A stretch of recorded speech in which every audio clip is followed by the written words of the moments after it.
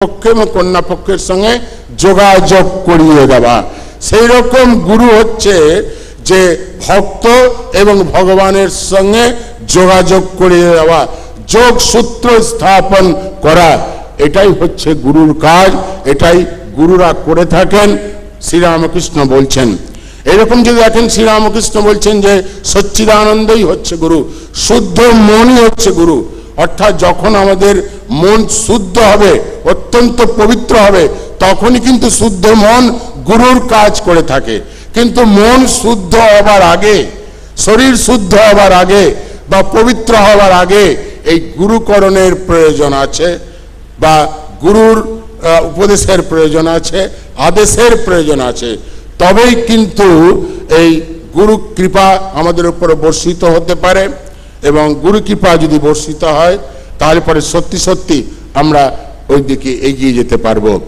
গুরু ভক্তি এবং গুরু সেবা, এই দুটি হচ্ছে একই মুদ্রার এপিঠ ওপিঠ।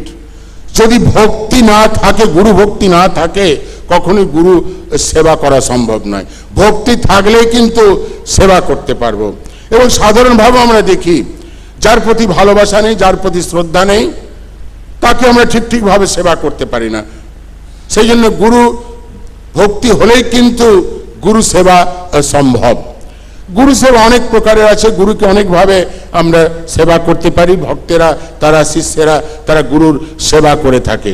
ব্যক্তিগতভাবেও গুরুর সেবা করে থাকে, অনেক জায়গায় আমরা দেখি।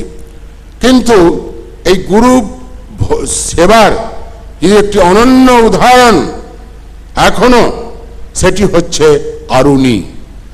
আরুণী শিষ্য গেছে গুরুগৃহে শিক্ষা লাভ করার জন্য।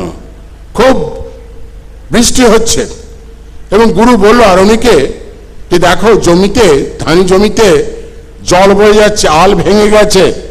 আল, জমির আল দেওয়া হয় যাকে জলকে ধরে রাখার জন্য। তুমি যাও, সেখানে গিয়ে আলটা মেরামত করে ওই জমিতে জল ধরে রাখার ব্যবস্থা করো। যাচ্ছে বালক শিষ্য আরুণী, জমিতে যাচ্ছে, গিয়ে কি দেখছে? জমিতে গিয়ে